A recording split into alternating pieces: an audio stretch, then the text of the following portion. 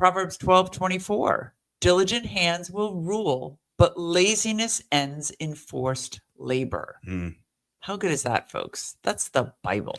Hard work leads to prosperity and autonomy, but laziness leads to servitude. And the critics of communism point this out. It's a warning against the system that suppresses individual ambition and rewards idleness through equal, distribution of wealth.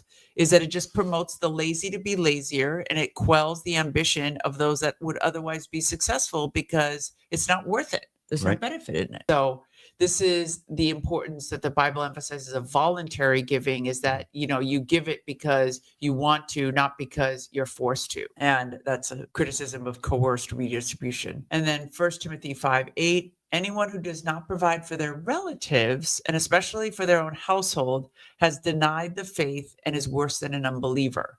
So this is supporting the idea that we should support our loved ones. And if we support our own loved ones, then they wouldn't be dependent on the state, that you wouldn't need a state to support people directly, because families would be taking care of their own, which is a very interesting concept. All these scriptures point to the reason why both communism and socialism is essentially an atheist form of thinking. Exactly. And why so many Christian churches were destroyed in the Soviet Union, and so many Christians were killed because they don't want Christians believing in a God that's not the government. The government wants to become the God. God is teaching us that comes from our work, our hard work.